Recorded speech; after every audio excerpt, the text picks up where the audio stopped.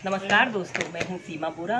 दोस्तों, बहुत से लोगों को बार बार डकार आने की समस्या होती है। दोस्तों, अत्यधिक डकार आना कभी कभी बहुत ही असहज और शर्मनाक हो जाता है और इससे हमें अपने आसपास रहने वाले लोगों के सामने शर्मिंदगी महसूस होने लगती है।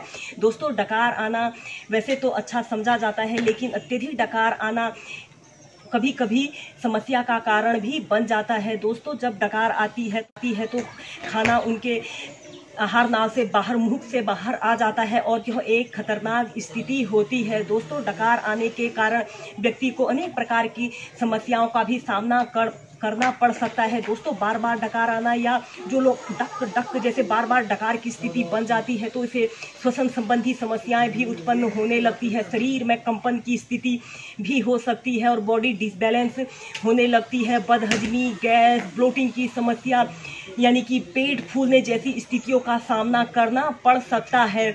दोस्तों, इस डकार आने की समस्या के अनेकों कारण हो सकते हैं। इसका मुख्य कारण ओवर ईटिंग और अनहेल्थी ईटिंग का होना है और इसके अलावा स्ट्रेस का होना भी एक कारण हो सकता है। इस समस्या को दूर करने के लिए सबसे पहले हम करेंगे वज्रासन योग। इसे करने के लिए आपने ऐसे स्टाफ पोज में ऐसे बैठ जाना है। फिर आपने अपने राइट पैर को ऐसे नीज से ऐसे बेंड कर लेना है, लेफ्ट पैर को भी ऐसे नीज से ऐसे बेंड कर लेते हैं। ऐसे वज्रासना की पोजीशन में बैठ जाना है। आपके दोनों पैर के अंगूठे एक दूसरे को स्पर्श कर रहे हो। आपने अपने दोनों एड़ियों के बीच में ऐसे बैठ जाना है। अपने दोनों हाथों को ऐसे अपने घुटनों के पास ऐसे रख लेते हैं एक आरामदायक अवधि के लिए। ऐसे ही इस वज्रासना को पहले आप 10 से 15 मिनट नियमित प्रैक्टिस कीजिए। दोस्तों, यह अभ्यास एक ऐसा अभ्यास होता है जिसे आप किसी भी समय, खाना खाने के तुरंत बाद या किसी भी समय प्रैक्टिस कर सकते हैं।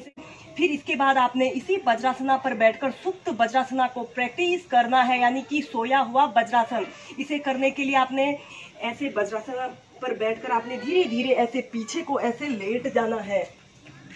ऐसे पीछे को लेट जाना है और अपने दोनों हाथों को ऐसे अपने नाभि केंद्र के पास ऐसे रख लीजिए, या फिर अपने दोनों हाथों को ऐसे अपने सिर के ऊपर ऐसे रख लीजिए। एक आरामदायक अवधि के लिए 30 सेकंड से लेकर 2 मिनट तक आप इसी सुप्त वज्रासना की पोजीशन में रहें।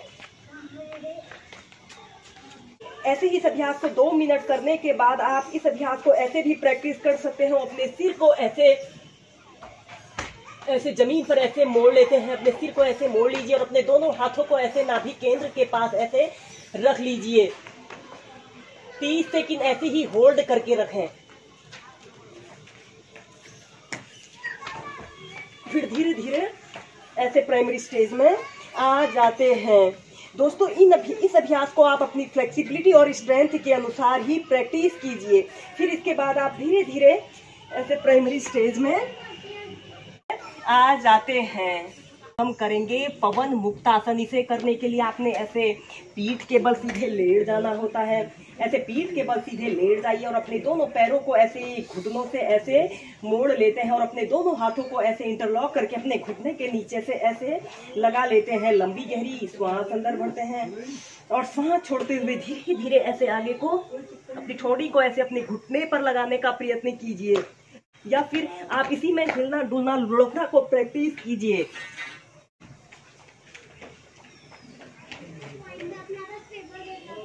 इसे करने से हमारा डाइजेशन इम्प्रूव होता है। ऐसे ही इसे आप 8 से 10 बार स्टार्टिंग में प्रैक्टिस कीजिए, फिर 15 से 20 बार तक भी प्रैक्टिस कर सकते हैं।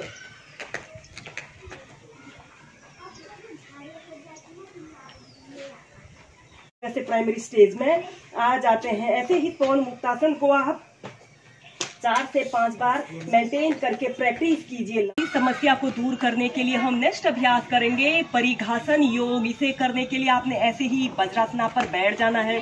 फिर इसके बाद आपने ऐसे घुटनों के बल ऐसे खड़े हो जाते हैं। अपने दोनों हाथों को अपने थाइस के पास ऐसे सटा लेते हैं। अपने राइट पैर को ऐसे राइट साइड ऐसे ले जाते हैं और अपने पैर को ऐसे आगे की तरफ पूरा फैला लेते हैं, जितना आप फैला सकते हैं।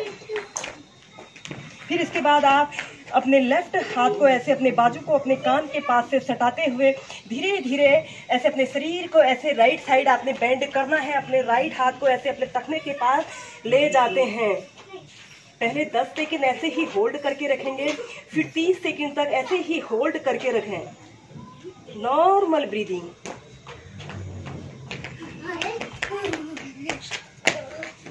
फिर इसके बाद धीरे धीरे ऐसे प्राइमरी स्टेज में आ जाते हैं। ऐसे ही इस अभ्यास को अब हम दूसरी साइड से प्रैक्टिस करेंगे। अपने लेफ्ट पैर को ऐसे लेफ्ट साइड ऐसे ले जाते हैं और अपने राइट हाथ को ऐसे अपने बाजू को अपने कान के पास से सटाते हुए धीरे धीरे अपने शरीर को ऐसे लेफ्ट साइड आपने टर्न करना है। 10 सेकेंड, फिर 30 सेकेंड, फिर जितनी देर आप इसे होल्ड करके रख सकते हैं उतनी देर होल्ड करके रखें। दोस्तों, इस परिघासन योग को करने से इरिटेबल बाउल सिंड्रोम जैसी समस्या भी दूर होती है। इसके अलावा यह बदहजमी, एसिडिटी और डकार आने की समस्या, जिन लोगों को यह समस्या होती है उस समस्या को दूर करने के लिए भी यह परिघासन योग बहुत ही अच्छा अभ्यास होता है। Normal breathing. फिर इसके बाद धीरे धीरे ऐसे प्राइमरी स्टेज में आ जाते हैं। दोस्तों, इन अभ्यासों के नियमित प्रैक्टिस करने से आप डकार आने की समस्या से निजात पा सकते हैं और स्वस्थ जीवन जी सकते हैं। वीडियो देखने के लिए धन्यवाद। मेरा यह वीडियो पसंद आए थे लाइक कीजिए, शेयर कीजिए। अगर आपने मेरे चैनल को सब्सक्राइब नहीं किया है, चैनल को सब्सक्राइब करें। धन्यवाद।